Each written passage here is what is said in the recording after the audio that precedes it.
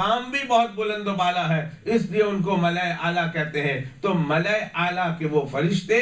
آپس میں جب ملتے ہیں تو وہاں بہت سارے کام کرتے ہیں انفرادی اور اجتماعی طور پر، لیکن ان کے کاموں کی تفصیل تو اللہ ہی جانتا ہے کہ وہ کتنے اور کیا کام کرتے ہیں اور ان کے اور کیا مباحثے ہوتے ہیں۔ لیکن اللہ کے جناب رسول اللہ صلی اللہ علیہ وسلم، اللہ نے اپنے حبیب پاک صلی اللہ علیہ وسلم کو کلام پاک کے ذریعہ اور خود جناب رسول اللہ صلی اللہ علیہ وسلم نے اپنے پاک فرمان کے ذریعے سے ہم کو بتایا کہ ان کے من جملہ کاموں میں سے ایک کام یہ بھی ہے کہ وہ دنیا میں تین طرح کے عمل کرنے والوں کا وہاں تذکرہ کرتے ہیں، ان کی فضیلت کا، ان کے فضائل کا آپس میں بحث کرتے ہیں، مباحثہ کرتے ہیں۔ جیسے ہم بزرگوں کی بات کرتے ہیں، نہیں، ہم فلاں پیر صاحب کی بات کی، ہم نے فلاں شیخ کی بات کی، ہم نے فلاں بزرگ کی بات کی، کبھی کسی کے بارے میں بات کر دی، تو یہ ان عملوں کے کرنے والوں کے بارے میں آسمانوں میں وہاں حضیرت القدس میں بات کرتے ہیں۔ اور پھر جب بندہ یہ عمل کرتا ہے زمین پر اور یہ فرشتے نیچے والے ملائے سافل اس اعمال کو لے کر آسمانوں کی طرف جاتے ہیں، اور جب ان کی گزرگاہ آتی ہے، ان کی ٹریٹری آتی ہے، ان کی بارڈر آتی ہے، تو پھر وہ یہ کہتے ہیں کہ یہ عمل ہم کو دے دو، یہ عمل ہمارے ہاتھوں میں دے دو۔ ہمارا جی چاہتا ہے کہ ہم ان عملوں کو لے کر، ان بندے کے ان اعمال کو لے کر ہم اللہ کی پاک جناب میں پیش کریں۔ اتنے اونچے عمل ہیں۔ تو ان میں سے پہلا عمل کیا ہے؟ میں نے آج کی مجلس میں جتنے ہو سکے، یہ کئی دن سے بات چل رہی پر مختلف عنوان کے ساتھ، ان میں سے پہلا عمل یہ ہے کہ نماز کے بعد مسجد میں بیٹھنا، مسجد میں رہنا۔ نماز ادا کر لی آپ نے، اب نماز ایک تو ہے مسجد میں آئے آپ نماز کے لیے، نماز آپ نے ادا کر لی، اب نماز ادا کر لی، نماز مقصد ہو گیا حاصل، نماز ادا کرنے کے لیے آئے تھے جماعت کے ساتھ اور آپ نے جماعت ہو گئی، اب گھر چلے جاتے ہیں، گھر جا کے بیٹھیں گے، دوستوں میں بیٹھیں گے،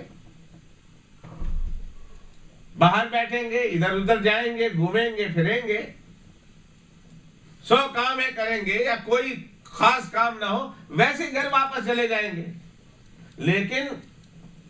فرمایا جناب رسول اللہ صلی اللہ علیہ وسلم نے کہ نماز کے ختم کرنے کے بعد اب مسجد میں بیٹھ جانا۔ کیوں؟ دوسری نماز کے انتظار میں۔ عصر پڑھ لی تو اب مغرب کے انتظار میں بیٹھا ہے کہ میں مغرب پڑھ کے جاؤں، مغرب پڑھ لی، اب اس انتظار میں بیٹھا ہوا ہے کہ میں عشاء پڑھ کے جاؤں، اور عشاء پڑھ لی، اب فجر تک کے لیے تو نہیں بیٹھ سکتا، لیکن نماز ہو گئی، اب اس کا جی چاہتا ہے میں تھوڑی دیر مسجد میں بیٹھ جاؤں۔ ارے آپ کیوں بیٹھے ہو؟ میں اعتکاف کی نیت سے بیٹھا ہوں، میں اللہ کی پاک جناب میں بیٹھا ہوں، یہ اللہ کا گھر ہے، میں بیٹھ رہا ہوں اعتکاف کی نیت سے۔ ساری دنیا ہے اللہ سبحانہ و تعالیٰ کی، لیکن ساری دنیا میں وہ مکان، وہ زمینیں، وہ عمارتیں جسے مساجد کا نام دیا جاتا ہے، یہ خاص اللہ سبحانہ و تعالیٰ کی طرف منسوب کی جاتی ہے، اور ان مکانات کو بیوت اللہ یا بیت اللہ سے تعبیر کیا جاتا ہے کہ اللہ کے گھر ہے۔ اب میں مسجد میں بیٹھا ہوں، اللہ کے گھر میں بیٹھا ہوں، اور جب کوئی کسی کے گھر میں جا کر بیٹھ جاتا ہے تو پھر گھر والا کچھ نہ کچھ تو اکرام کرتا ہے۔ میں آپ کے گھر آ کے بیٹھ گیا اور آپ دھکے سے میرے گھر آ کے بیٹھ گئے۔ میں ایک مثال دینا، یہ بوا کھل گیا تھے، آپ دھکے سے میرے یہاں آ کر بیٹھ گئے، میں دھکے سے آپ کے یہاں جا کر بیٹھ جاؤں تو پھر اکرام ہوتا ہے۔ آپ آ گئے ہیں، کوئی بھی آ جائے، کہتے ہیں جی انہیں چائے پیش کرو، پانی پیش کرو، دانے پیش کرو، بسکٹ پیش کرو،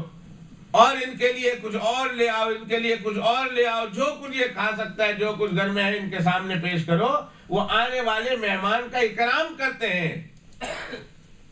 اور اس کی ضیافت کرتے ہیں۔ اللہ اکبر کبیرہ یا حی یا قیوم۔ دنیا والے تو اتنی غیرت رکھتے ہیں کہ جب گھر میں کوئی مہمان آ جائے تو اس کی ضیافت کرتے ہیں اور اس کا اکرام کرتے ہیں، تو پھر کیا خیال ہے کہ اللہ سبحانہ و تعالیٰ کے گھر میں جو شخص آ کے بیٹھ گیا، اللہ سبحانہ و تعالیٰ اس کا اکرام نہیں کریں گے؟ کیا خیال ہے؟ اور پھر ہر آدمی، ہر گھر کا میزبان اپنے مہمان کی اپنے انداز سے ضیافت کرتا ہے۔ اب ایک غریب کے گھر میں چلے جا تو وہ لسی پلا دے گا پانی ڈال کے، نہیں کچھ ہے تو پانی پلا دے گا، اگر اس کے پاس مٹھائی نہیں ہے تو اس کے گھر میں گڑ ہے وہ پیش کر دے گا۔ اور پھر دوسرے کے یہاں جاؤ، دوسرے کے یہاں جاؤ، اس سے زیادہ تگڑے انسان کے یہاں جاؤ تو وہ اپنے اپنے اعتبار سے آنے والے مہمان کی ضیافت کرتے ہیں۔ کیا خیال ہے آپ کا؟ اللہ سبحانہ و تعالیٰ جو زمین اور آسمان کے خزانوں کا مالک ہے، زمین اور آسمان کا مالک ہے، پیدا کرنے والا ہے، بادشاہ ہے، اللہ سبحانہ و تعالیٰ ہی کے ساری ملکیت میں ہے۔ جب بندہ اللہ سبحانہ و تعالیٰ کے گھر میں آ کر بیٹھ جائے تو اللہ سبحانہ و تعالیٰ اس کا کیا اکرام کریں گے، اس کا وہم و گمان بھی انسان نہیں کر سکتا۔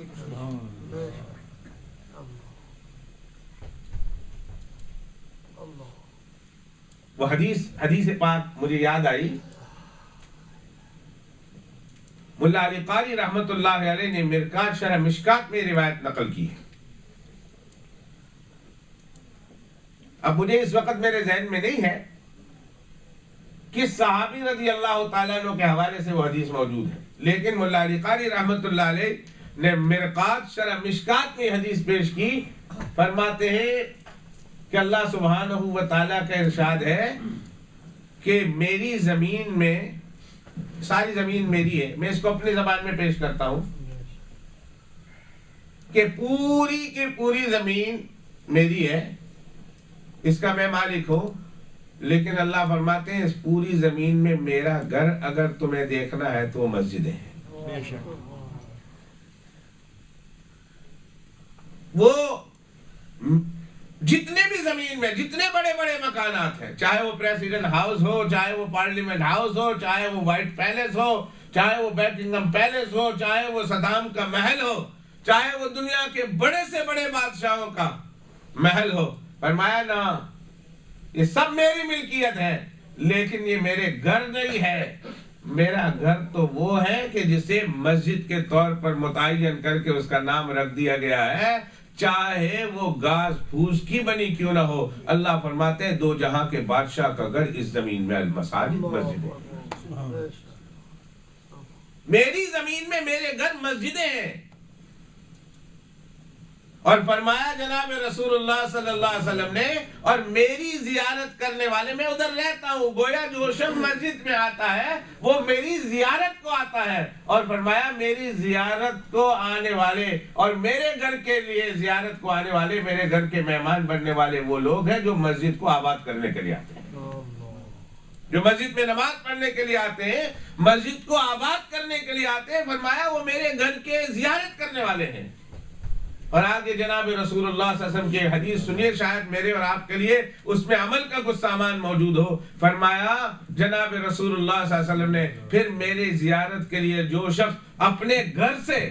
یہ حدیث پاک کے الفاظ سنا رہا ہوں، فرمایا اپنے گھر سے پاک و صاف ہو کر، اپنے گھر سے طہارت حاصل کر کے میرے گھر میں آتا ہے، میری زیارت کے لیے آتا ہے، تو اللہ سبحانہ و تعالیٰ فرماتے ہیں پھر تم مہمان ہوتے ہو اور میں میزبان ہوتا ہوں، پھر میزبان کا یہ حق ہے کہ وہ اپنے مہمان کی خوب ضیافت کرے۔ یہ حدیث پاک ہے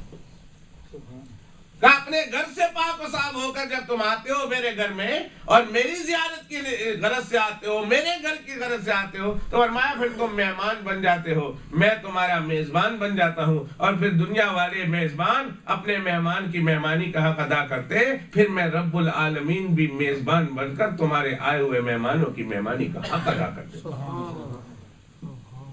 اللہ اکبر۔ اور ایک حدیث سنیے، ایک اور مجھے یاد آ گئی، فرمایا جناب رسول اللہ صلی اللہ علیہ وسلم نے کل قیامت کے دن اللہ سبحانہ و